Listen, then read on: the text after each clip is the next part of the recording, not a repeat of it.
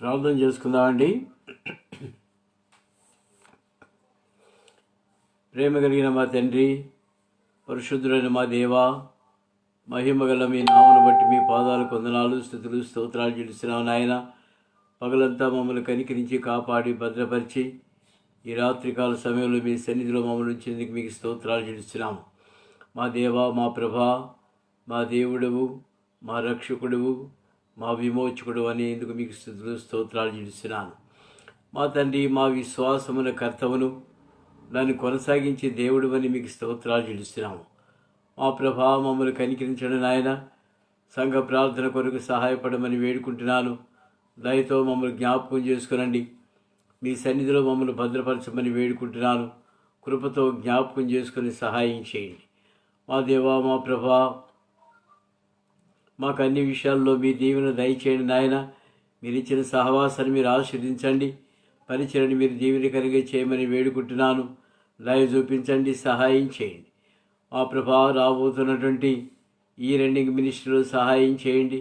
Christmas దినాల్లో సహాయపడేందుకు వందనాలు. మా ప్రభా, వాడుకున్న మీ బిడ్డలందరిని బట్టి వందనాలు చెల్లిస్తున్నాను నాయన. మా తండ్రి, మరి రాబోయే ఈ రెండింగ్ మినిస్ట్రీలో సహాయపడమని వేడుకుంటున్నాను. 31వ తేదీ రాత్రి, 1వ తేదీ, 2వ తేదీ పరిచయ విషయంలో సహాయపడమని వేడుకుంటున్నాను నాయన. మా తండ్రి, మా ప్రభా, మరి మా పరిచయను మీరు ఆశీర్వదించమని వేడుకుంటున్నాను. మీరు ఇచ్చినారు కనుక మీకు స్తోత్రాలు. ఆశీర్వదించండి. అనేకులు వచ్చి మేలు పొందినట్లుగా దయ చూపించి నడిపించమని వేడుకుంటున్నాను. ఎటువంటి ఆటంకాలు జరగకుండా, సాతాను యొక్క తంత్రము లేకుండా మీరే మమ్మల్ని భద్రపరిచి మీ కృపలో జ్ఞాపకం చేసుకొని మీరే మమ్మల్ని నడిపించమని వేడుకుంటున్నాను. కృప చూపించండి. మా ప్రభా, ఈ దినం ప్రార్థన కొరకు ఆన్లైన్లో కనెక్ట్ అయిన బిడ్డలందరిని బట్టి వందనాలు చెల్లిస్తున్నాం నాయన. ఆశీర్వదించండి, దయ చూపించండి. వారికి కావలసిన దీవెన సమృద్ధిగా దయచేయండి. ప్రార్థించడానికి కావలసిన ఆత్మని మీరు కుమ్మరించమని వేడుకుంటున్నాను. దయ చూపించండి. నన్ను కూడా మీ సిలువు చాటును మరుగుపరిచి పరిచర్య కొరకు సిద్ధపరచమని యేసు ప్రభు నామములో స్తుతించి ప్రార్థించి వేడుకుంటున్నాము తండ్రి. ఆమేన్. పాట సంఖ్య 587. 587. పాత నంబరు 719. ప్రార్థన వినేడు దేవా, ప్రార్థించుమనిన ప్రభువా.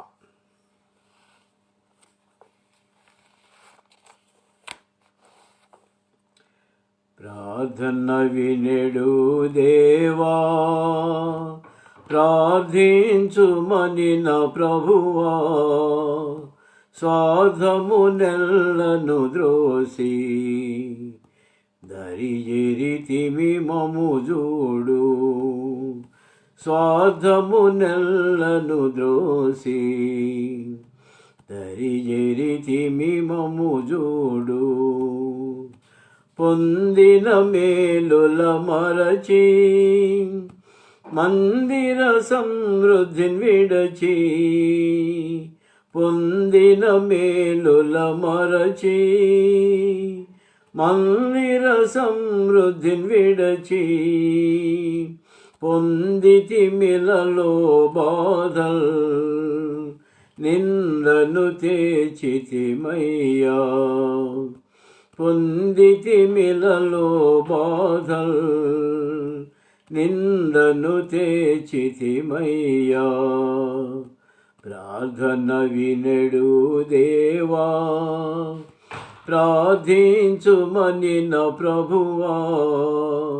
స్వార్థము నెల్లను ద్రోసి దరిజేరితిమి మము చూడు. ఒప్పుకొనుచుంటి మిలలో మా పితరుల వలె మేము.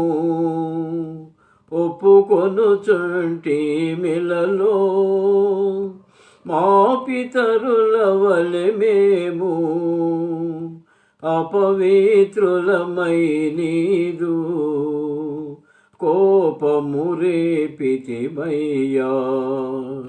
అపవిత్రులమై నీదు కోపము రేపితిమయ్యా. ప్రార్థన వినెడు దేవా, ప్రార్థించుమనిన ప్రభువా. స్వార్థము నెల్లను ద్రోసి దరిజెరితిమి మము చూడు.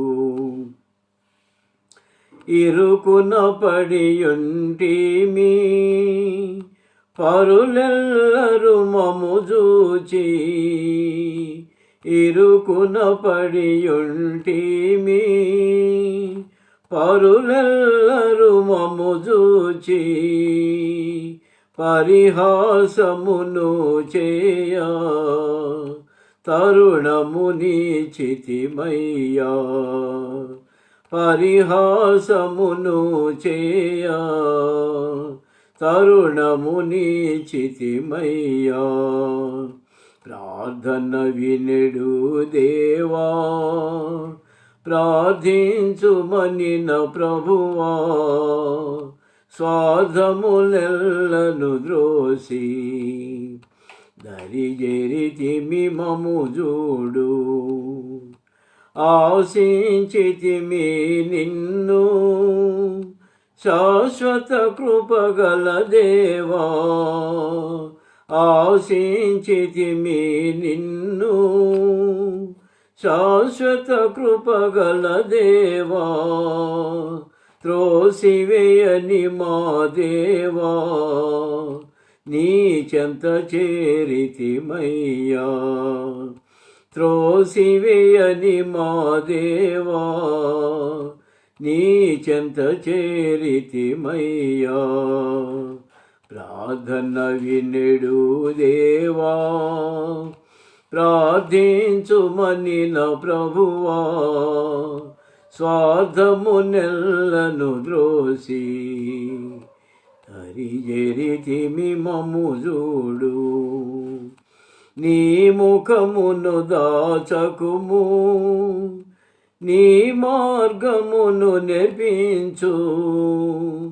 నీ ముఖమును దాచకుము, నీ మార్గమును నేర్పించు. నింపు నీ ఆత్మను మాలో సంపూర్ణులుగా చేయుమయ్యా.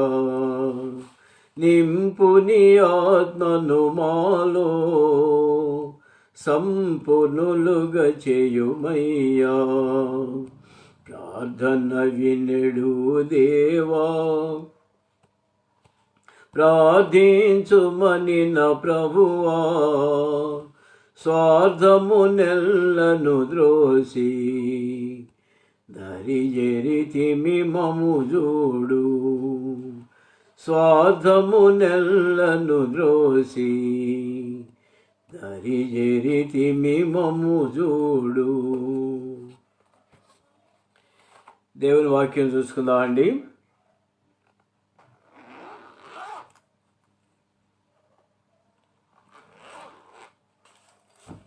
రెండవ సమూయేలు గ్రంథము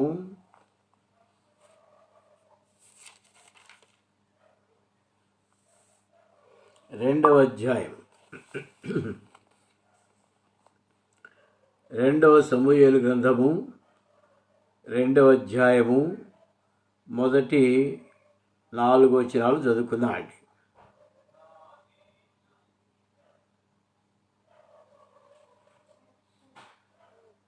రెండవ సమూయేలు గ్రంథము 2వ అధ్యాయము మొదటి 4 వచనాలు. ఇది జరిగిన తర్వాత యూదా పట్టణంలోనికి నేను పోదునా అని దావీదు యెహోవా యొద్ద విచారణ చేయగా పోవచ్చునని యెహోవా అతనికి సెలవిచ్చెను. నేను పోవలసిన స్థలం ఏదని దావీదు మనవి చేయగా హెబ్రోనుకు పొమ్మని ఆయన సెలవిచ్చెను. కాబట్టి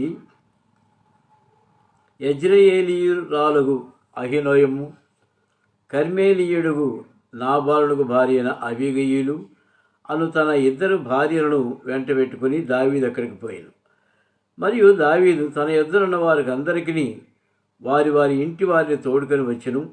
వీరు హెబ్రోను గ్రామములలో కాపురముండిరి.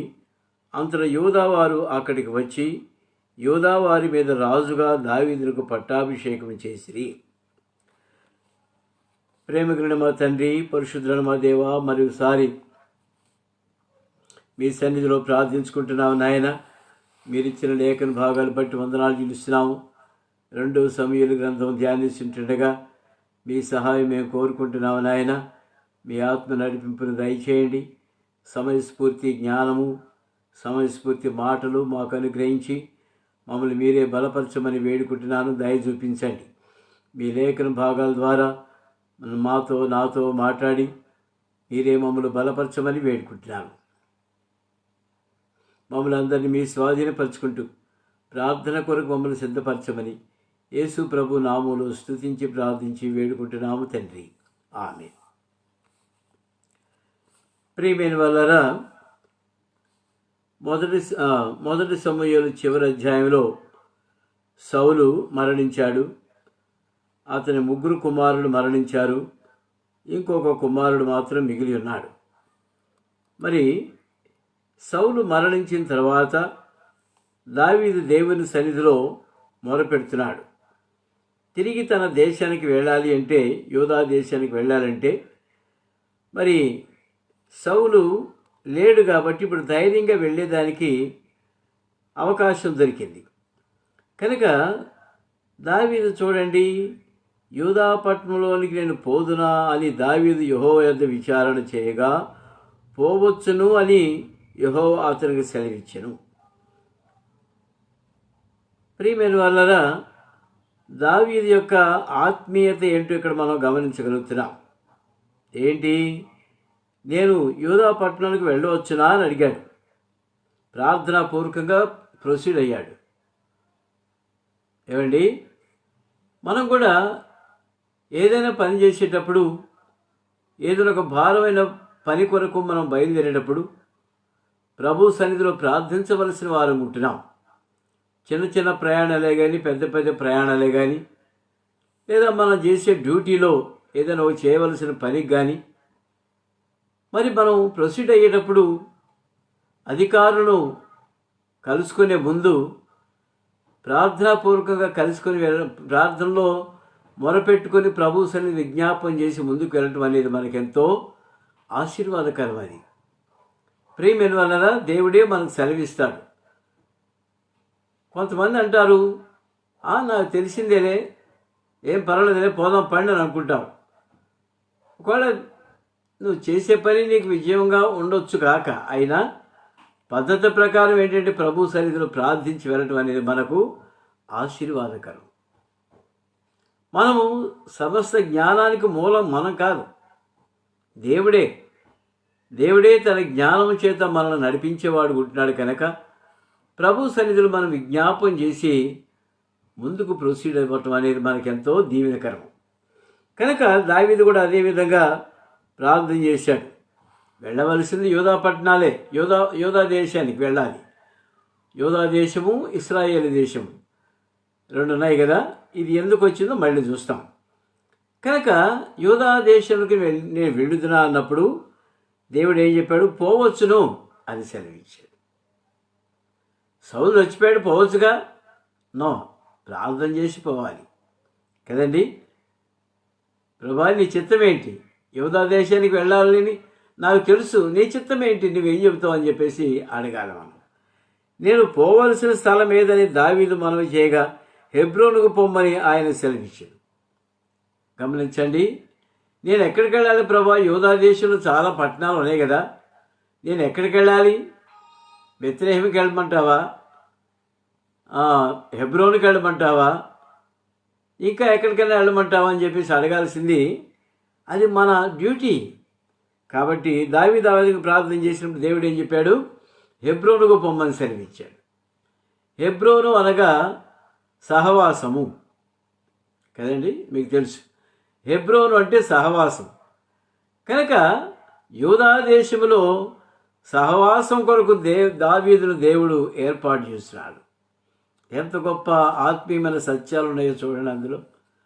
యూదా దేశంలో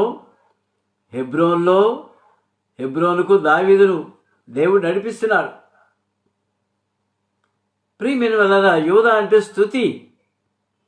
స్తుతికి నిలయమైనటువంటి దేశములో, హెబ్రోను అనేటువంటి సహవాసములో దావీదు నడిపించబడుతున్నాడు. ఇది దావీదు కొరకు దావీదు విషయంలో రాసిన మాటే కాదంటలేదు. మనకు కూడా మన ఆత్మీయమైన జీవితాల్లో దేవుని యొక్క నడిపింపు కొరకు ఆ విధంగా మనం ప్రార్థించాలి. మన కొరకై ప్రార్థించే సంఘానికి మనం వెళ్ళాలి. మన కొరకై మన భారములు పంచుకునేటువంటి సంఘానికి మనం వెళ్ళాలి. ఎక్కడైతే ప్రభు ఆరాధన ప్రార్థన ఆలకిస్తున్నాడో ఆ స్థలానికి మనం వెళ్ళాలి. ఎక్కడ దేవుడు అద్భుతములు చేస్తున్నాడో ఆ స్థలానికి మనం వెళ్ళాలి. ప్రియమైన వల్లరా, మనది చిన్న సంఘం అయినప్పటికీ ఈ కొద్ది కాలంలోనే చిన్న సంఘంలో దేవుడు అనేకమైనటువంటి అద్భుతాలు చేస్తూ వచ్చాడు కదండి. మీకు తెలుసు.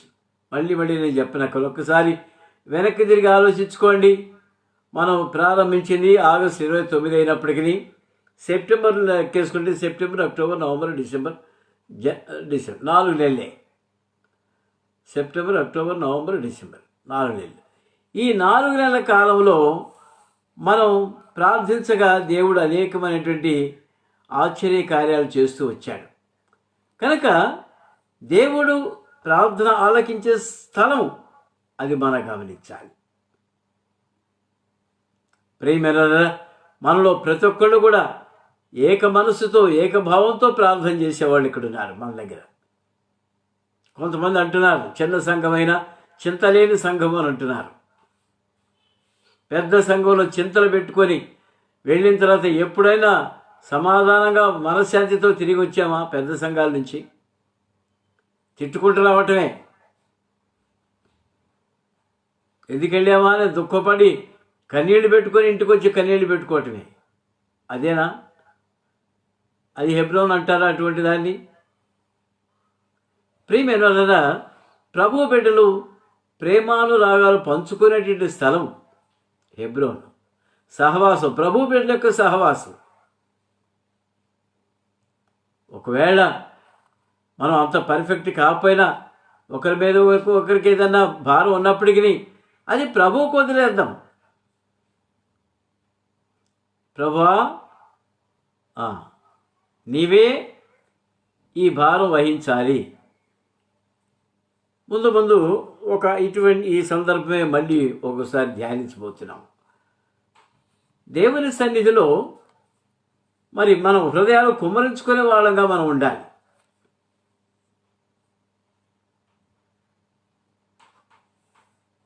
హెబ్రోను పొమ్మని ఆయన సెలవిచ్చారు. కాబట్టి యజ్రెయేలీయురాలకు అహీనోయము, కర్మేలీయుడుకు నాబాలుకు భార్య అయిన అబీగయీలు అను తన ఇద్దరు భార్యలను వెంట పెట్టుకుని దావీదు అక్కడికి పోయిను. హెబ్రోన్ అంటే ఏంటి? సహవాసం. ఎవరెవరిని తీసుకుపోయాడు? ఒక్కడే వెళ్ళాడా? తన భార్యలు ఇద్దరిని తీసుకుని వెళ్ళాడు. రండి హెబ్రోన్కి వెళదామంటే వీఆర్ రెడీ అని అన్నారు వాళ్ళు. ప్రియమెరల వెళ్ళేది యూదా దేశానికి, స్థలము హెబ్రోనుకు. కాబట్టి సంతోషంగా వెళ్ళారు. వాళ్ళతో పాటు ఎవరు వచ్చారో చూడండి. మరియు దావీదు తన యుద్ధ వారందరినీ వారి వారి ఇంటి వారిని తోడుకొని వచ్చిన వీరు హెబ్రోను గ్రామంలో కాపురం ఉండిరి. ఎవరెవరు వచ్చారు? తనతో ఉన్నటువంటి 600 మంది యుద్ధ వీరులు అందరూ కూడా కలిసి వచ్చారు. తన వాళ్ళతో కలిసి వచ్చారు. ఏమండి? తన యుద్ధ ఉన్న వారందరినీ వారి వారి ఇంటి వారిని తోడుకొని వచ్చను. ఫ్యామిలీస్తో సహా అడవుల్లో నుంచి ఎక్కడికి వెళ్ళారండి? యూదా దేశంలోని హెబ్రోనుకు చేరుకున్నారు. కొంతకాలం శ్రమల్లో ఉన్నారు, అడవుల్లో సంచరించారు, ఆకలి బాధ తట్టుకున్నారు, యుద్ధాలు చేశారు, అనేక రకాల అనుభవాల ద్వారా నడిపించారు దేవుడు. ఇప్పుడు ఎక్కడికి వచ్చారండి? అరణ్య ప్రాంతం నుంచి హెబ్రోనుకు వచ్చారు. వీరు హెబ్రోను గ్రామంలో కాపురం ఉండిరి. ఇది మరి ఒక బైబిల్లో దీనికి కామెంటరీ ఏమి రాయకుండా 1011 BC అంటే క్రీస్తు పూర్వం 1011వ సంవత్సరంలో దావీదు హెబ్రోనుకు వచ్చాడు. గుర్తుపెట్టుకోండి, 1011వ సంవత్సరంలో దావీదు అక్కడికి వచ్చాడు. వీరు హెబ్రోను గ్రామంలో కాపురం. అంతటా యూదా వారు అక్కడికి వచ్చి యూదా వారి మీద రాజుగా దావీదుకు పట్టాభిషేకం చేసిరి. ఎప్పుడు చేశారండి? 1011వ సంవత్సరంలో దావీదుకు రాజుగా పట్టాభిషేకం చేశారు. ఒక మాట చూసుకున్నాం ఇక్కడ, 2వ సమూయేలు గ్రంథము లేదా 1 సమూయేలు గ్రంథము 30వ అధ్యాయము 26వ వచనం చూసుకున్నామండి. 30వ అధ్యాయం 26వ వచనం, దావీదు సిక్లగునకు వచ్చినప్పుడు దోపుడు సొమ్ములో కొంత, ఆ తర్వాత చూస్తాను. కనుక ఆ విధంగా అక్కడికి వచ్చేసారు. సౌలును పాతిపెట్టిన వారు యాబేషు వారిని దావీదు తెలుసుకొని ఇప్పుడు దావీదుకు పట్టాభిషేకం చేశారు. గుర్తుపెట్టుకోండి, 1011వ సంవత్సరంలో దావీదు అక్కడ పట్టాభిషేకం జరిగింది రాజుగా. సౌలును పాతిపెట్టిన వారు యాబేషు వారిని దావీదు తెలుసుకొని యాబేషు వారి యొద్దకు దూతలను పంపి, మీరు ఉపకారము చూపి మీ ఏలినవాడని సౌలును పాతిపెట్టిన కనుక యెహోవా చేత మీరు ఆశీర్వాదం నొందుదురుగాక. సౌలును పాతిపెట్టింది ఎవరు? యాబేషు వారు. దావీదు సిక్లగుకు వెళ్ళి, ఇందాక చదవబోయే ఆపేశాను కదా, సిక్లగుకు వెళ్ళి తెచ్చిన దోపుడు సొమ్ములో యాబేషు వారు కూడా కొంత పంపించాడు. ఎందుకు? సౌలును పాతిపెట్టారు కనుక. దేవుని చేత అభిషేకం నొందిన వాడు అతన్ని యుద్ధంలో చనిపోయి ఉంటాడుగా, అతన్ని పాతిపెట్టినారు కనుక భూస్థాపన చేసిన వాడు కూడా భాగం పంచిపెట్టాడు. యెహోవా చేత మీరు ఆశీర్వాదం నొందుదురుగాక. యెహోవా మీకు కృపను సత్య స్వభావమును అగపరచుచు నేనును మీరు చేసిన ఈ క్రియను బట్టి మీకు ప్రత్యుపకారం చేసినను. మీ యజమానుడికి సౌలు మృతి పొందిన కానీ యోధావారు తమ మీద రాజుగా పట్టాభిషేకం చేస్తున్నారు కనుక మీరు ధైర్యం తెచ్చుకున్న బలాఢ్యులైనడని ఆజ్ఞ ఇచ్చెను. ఎవరికి ఆజ్ఞ ఇచ్చాడు? ఎవరికండి ఆజ్ఞ ఇచ్చింది? యాబేషు వారు. వారికి కూడా ధైర్యం చెప్పాడు, నన్ను రాజుగా చేశారు, మీరు కూడా ధైర్యంగా ఉండండి అని మరి దావీదు వర్తమానం పంపించారు. తర్వాత ఏమైనా చూద్దామండి. నేరు కుమారుడు అబ్నేరును అను సౌలు యొక్క సైన్యాధిపతి సౌలు కుమారుడు ఇష్బోషెతును మహనయమును తోడుకొని పోయి గిలాదు వారి మీదను ఆషేరీయుల మీదను యజ్రెయేలు మీదను ఎఫ్రాయిమీయుల మీదను బెన్యామీయుల మీదను ఇశ్రాయేలు వారి మీదను రాజుగా అతనికి పట్టాభిషేకం చేసెను. సౌలు కుమారుడు ఇష్బోషెతు 40 ఏళ్ల వాడి ఏలను ఆరంభించి 2 సంవత్సరాలు పరిపాలించాడు. ఏమండి ఇక్కడ ఏంటి? సౌలు దగ్గర సైన్యాధిపతి ఉన్నాడు అబ్నేరు. అబ్నేరు డ్యూటీ ఏంటంటే సర్వ సైన్యాధిపతి అబ్నేరు. అబ్నేరు ఏం చేయాలి? ఏ రాజు మరణించాడో ఆ రాజుకు వారసుడిగా ఉన్నటువంటి తీసుకెళ్ళి పట్టాభిషేకం చేయాలి. కనుక దావీదును సంప్రదించకుండానే అబ్నేరు ఏం చేశాడంటే సౌలు కుమారుడైన ఇష్బోషెతు అనే అతను తీసుకెళ్ళి ఎక్కడ మరి రాజుగా పట్టాభిషేకం చేశారు. ఎక్కడ చేశారండి? గిలాదు వారి మీదను ఆషేరీయుల మీదను రాజుగా పట్టాభిషేకం చేశారు. సౌలు కుమారుడు ఇష్బోషెతు 40 ఏళ్ల వాడై ఏలను ఆరంభించి 2 సంవత్సరాలు పరిపాలించెను.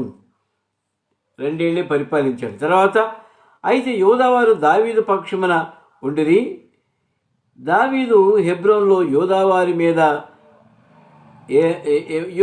మీద ఏలిన కాలమంతా 7 సంవత్సరములు 6 మాసములు. ఇక్కడ మనం ఒక సత్యాన్ని మనం గ్రహించవలసి అనుకుంటున్నాం. 8వ వచనం చూడండి. నేరు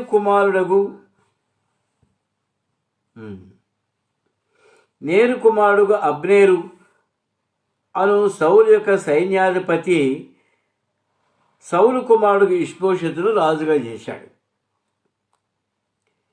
ఏంటి ఇక్కడ మనం నేర్చుకోవాల్సింది ఏంటి? యూదా రాజ్యం వేరు, ఇశ్రాయేలు రాజ్యం వేరు. యూదా వారు ఇశ్రాయేలీలు అందరూ అన్నదమ్ములే.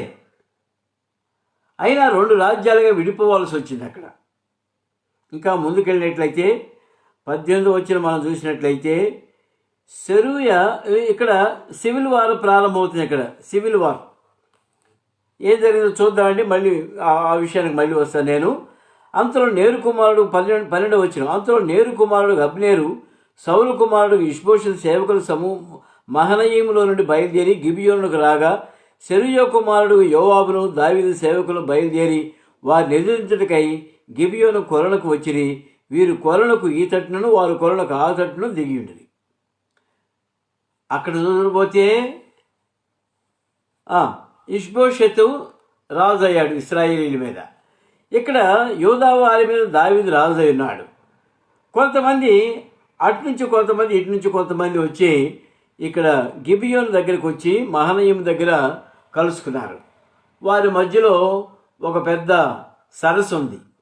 ఆ సరస్సుకు అవతల వాళ్ళు యువతల వీళ్ళు ఉన్నారు.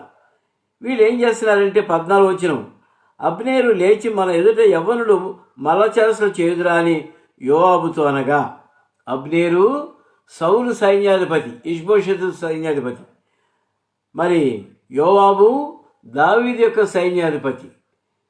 వీళ్ళు ఏం చేస్తారంటే అటు మనుషులు ఇటు మనుషులు వచ్చి అక్కడ అక్కడ మల్లచెరసలు చేస్తున్నారంటే దేవర్ ప్లేయింగ్ అని రాశారు. మల్లచెరసలు అంటే వాళ్ళు ఆడుకుంటున్నారు. ఏదో వాళ్ళు ఆడుతూ ఆడుతూ వాళ్ళకి విరోధం వచ్చేసేసింది. లేఖకు సరిగా సౌలు కుమారుడు ఇష్బోషెతు సంబంధులు 12 మంది, బెన్యామీయులు దావీదు సేవ 12 మంది లేచి మధ్య నిలిచిరి. ఇటు 12 మంది అటు 12 మంది లేచి వచ్చేసారు. వాళ్ళు ఆడుకుంటూ ఉండగా ఏమైందో చూడండి. ఒక్కొక్కడు తన దగ్గరున్న వాని తల పట్టుకొని వాళ్ళ ప్రక్కన కత్తితో పొడవుగా ఆ తటాలున అందరూ తటాలను పడింది. అందువలన హెల్కత్త స్ఫూరీము అని దానికి పేరు వచ్చింది, అనగా కత్తుల పొలము. ఎందుకు వచ్చిందో ఆడుకుంటూ ఒకరినొకరు పొడుచుకున్నారు. 12 మంది తటాలను పడిపోయారు. పేరు పెట్టమని. అది గిబియోనుకు సమీపం. గిబియోను అంటే పెద్ద పట్టణం. ఏమండి, సౌలు కాపురం ఉండేటువంటి ప్రదేశం పెద్ద పట్టణంలో. అక్కడ ఆ తర్వాత ఏమైంది? తరువాత దినమున ఘోర యుద్ధము జరుగా అబ్నేరును ఇశ్రాయేలు వారును దావీదు సేవకుల ఎదుట నిలువలేకపోయింది. సెరూయా 3 కుమారులు యోవాబును అబీషైను ఆషాహేలును అచ్చట ఉండిరి. ఆషాహేలు అడవి లేడి అంత తేలికగా పరిగెత్తగలవాడు గనుక అతడు కుడి తట్టును ఎడమ తట్టును తిరుక అబ్నేరును తరుముచుండగా, అబ్నేరును తరుముతున్నాడు. అబ్నేరు అంటే ఎవరు? మర్చిపోయారా? సౌలు సైన్యాధిపతి. మరి తరిమింది ఎవరు? ఆషాహేలు తరుముతున్నాడు. ఇక్కడ ఒక మాట చూడండి, సెరూయా కుమారులు అని రాశారు. సెరూయా కుమారులు అంటే సెరూయా అంటే ఎవరు? ఎవరైనా చెప్పగలరా? మైక్ ఆన్ చేస్తాను. చెప్పలేరు, ఎందుకంటే మీకు ఎప్పుడు పరిచయం కాలేదు ఈ మాట. సెరూయా అంటే దావీదు సోదరి, దావీదు చెల్లెలు అనుకోండి. దావీదు చెల్లెలుకి 3 కుమారులు ఉన్నారు. ఎవరెవరు? యోవాబు, అబీషై, ఆషాహేలు. గుర్తుపెట్టుకోండి. మనకు తెలియనటువంటి వాక్యం ఇప్పుడు చదువుకుంటున్నాం మనం. వీళ్ళ 3 అక్కడ ఉన్నారు. వీళ్ళ 3 కూడా యుద్ధ వీరులు. ఆషాహేలు అడవి లేడిలాగా పరిగెత్తాడు.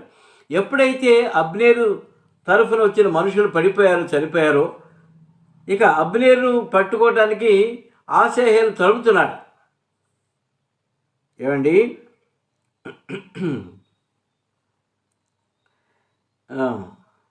ఇంకొక సహోదరు కూడా ఉంది. ఆ సహోదరి కొడుకు పేరు అమావాస్య కాదు, అమాష తర్వాత వస్తుంది అది. కనుక వీడు తరుముకుంటూ వెళ్ళి ఆషాహేలు తరుముతూ వెళ్ళాడు అబ్నేర్ని. అబ్నేర్ అన్నాడు, అబ్నేర్ 22 చూడండి, నన్ను తరుముట మాని తొలగిపోమ్ము. నేను నిన్ను నేలకు కొట్టి చంపినలా నీ సహోదరుడుకు యోవాబు ముందు నేను ఎట్లు తల ఎత్తుకొనగలను అని.